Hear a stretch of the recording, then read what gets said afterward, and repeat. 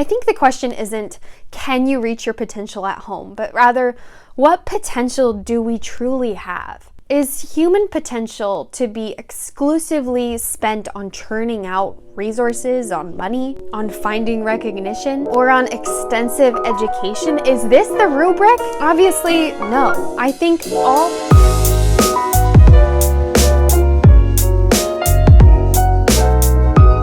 Alright, hello everybody. Welcome back to my channel. My name is Caitlin and I run the blog called Mrs. Midwest. If you are new around these parts, thank you for joining, and to all my returning subscribers and viewers, members of the feminine family, thank you for coming back. I am forever grateful for all of your support. So today we are going to be doing an audience-sourced question, thanks to all of you.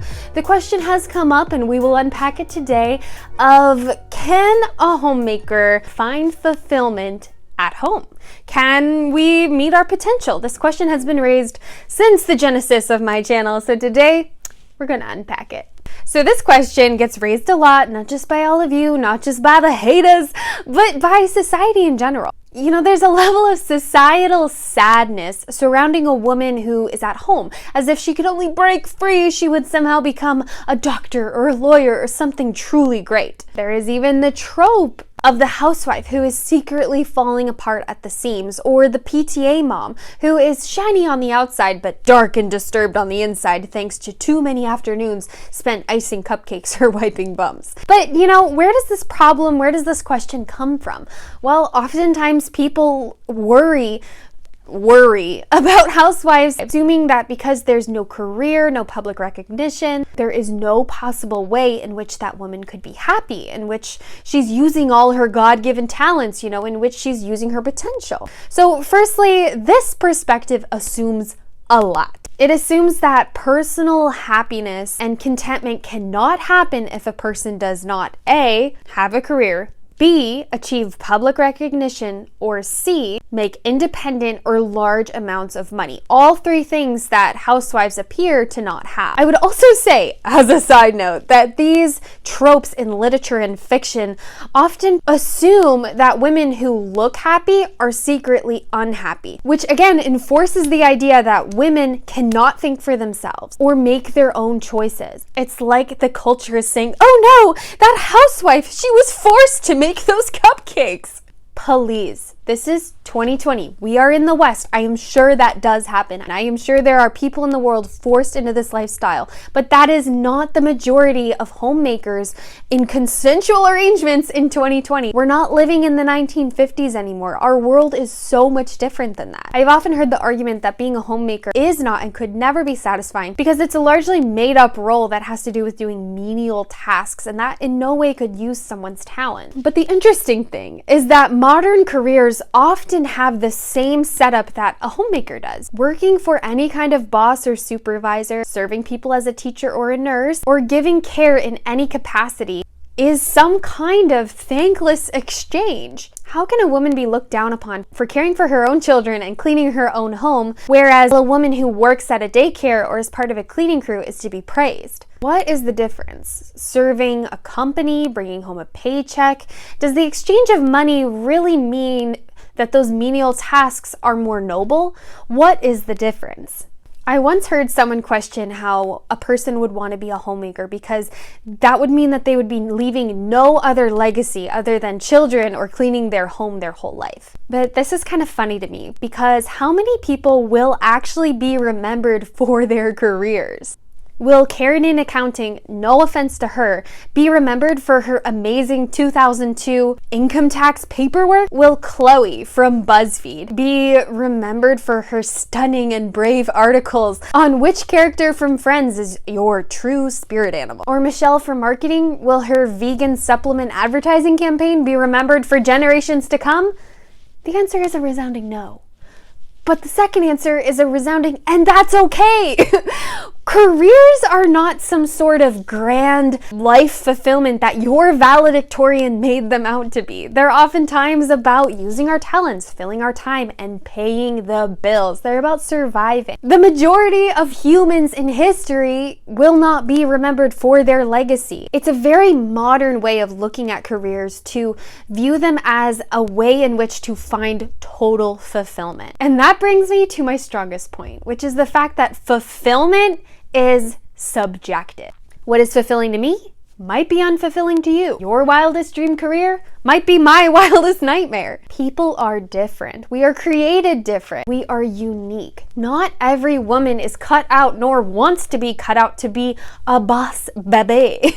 And that should not be held against her. The question I have is, why do we define fulfillment or success only in terms of careers? Is that a logical rule of thumb? If it is, does that mean that disabled people who can't physically go to work cannot find fulfillment on earth? Does it mean that children can't find a fulfilling life? Does that mean that retired people or elderly people can't find fulfillment because they're not living out a career? Is bringing home a paycheck the only path to true fulfillment? The truth is that there are many ways to measure success, and it's going to be different for everybody. A Buddhist monk will have a very different vision for personal fulfillment and success than a fashion influencer would. We're all different, and that's okay. Success is deeply personal. You could have success or personal fulfillment in the pursuit of virtues or spirituality. You could find fulfillment in family or relationships or romance. It could be in hobbies, conquering a new recipe, or teaching your dog a new trick. To me, success is about pursuing virtue, working on my passions, and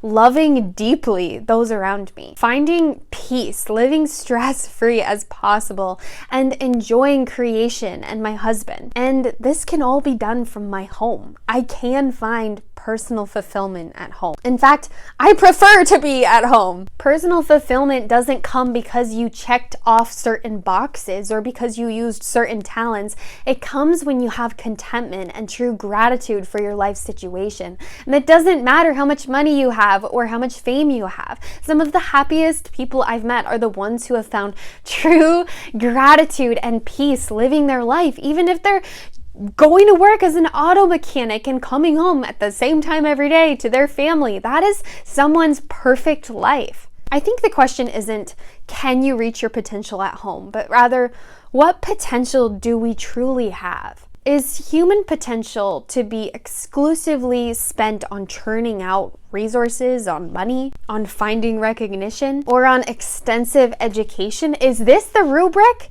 Obviously, no. I think all people have potential, but that potential isn't just to make money or to find fame. I think we all have the potential to find peace, to love others, to make memories, and to experience this world. We cannot define potential as something found only at the bottom of a paycheck or at the top of a corporate ladder. Not everyone is cut out for that life or will be able to do that life, and that doesn't make their lives less valuable or meaningful. It's not a failure in life to enjoy what you do and to enjoy the people around you. The trope of leaving your backwards small town to go achieve bigger things in a coastal city is incredibly offensive. We shouldn't look down on people whose dreams are different than ours. It's okay to dream of being just a mom. It's okay to dream of your wedding day. It's okay to enjoy the small things and to not have a desire to get tons of degrees or to travel everywhere or to do crazy huge things. People have different dreams, and that's okay. We need to stop assuming that true contentment can only arrive after we've used every single one of our talents to make the most amount of money and gain the most amount of fame. Some of the most unhappy and crazy people online are musicians, celebrities. We've all seen their content online, and many of them seem very unhappy. It's clear that high levels of fame don't necessarily guarantee you a happy ending. One piece of the puzzle, a career, isn't going to amount to 100% of your life's joy. It's just one aspect. Humans are way more nuanced and dynamic than that. We thrive off of relationships or hobbies or experiencing nature or spirituality or God. All of those things bring an extra dynamic to our lives. They flesh them out and help us meet our potential.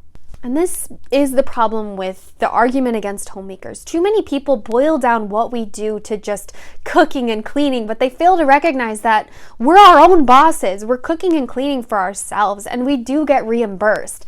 The benefits of staying home have been long overlooked, and I do often wonder who is benefiting more, me or my husband. He doesn't rule me, I don't rule him. We are a team working in tandem and building our dream life together. And I have to add, many of us homemakers, thanks to modern technology like the dishwasher or the washing machine, have so much freed up time at home that we can go online and make rants like this, or pursue more noble things like hobbies or volunteer work. When we only see success or achieving our potential in the lines of how many followers we have, how many countries we've been to, how much money we're making, we've reduced people and their value to material things. It's an incredibly consumeristic way to view other people. What's your stats? It's crazy. But ultimately, it's very Western. This is such a modern and first world way of looking at other people. Up until recent history, the goal of humanity was simply to survive and to try to have fun while doing it. But now we're judging people by the little numbers at the bottom of the pay stub or the little numbers at the top of the Instagram page. Either way, it's kind of ridiculous. People are more than these things. Retired people, children, stay-at-home moms, disabled people, volunteer workers, or people working less glamorous jobs that wouldn't be considered fame or fortune are all valuable and can all find personal fulfillment. Fulfillment and meeting your potential cannot be defined by anyone other than yourself. Potential to me means being content and enjoying my life. And just because I could go get another degree or I could go work a career doesn't mean that I'm missing out on that potential, because I'm truly satisfied and happy at home. And I think that's what we're forgetting in our modern world, that we can't judge potential or fulfillment based off of those arbitrary things, but instead we should look to finding true joy. While not everyone will have the means or even desire to be at home, we can't judge people who do choose that to be their life, because to them that could be meeting and achieving their wildest dreams. So that is all I have for you today. Thank you so much for watching, my beautiful sisters. If you're interested in more of this kind of content, I have a few other rants on my channel about this topic. Feel free to check out my written blog, follow me on Instagram, but in total, I hope you have a wonderfully blessed and fulfilling week, my beautiful sisters.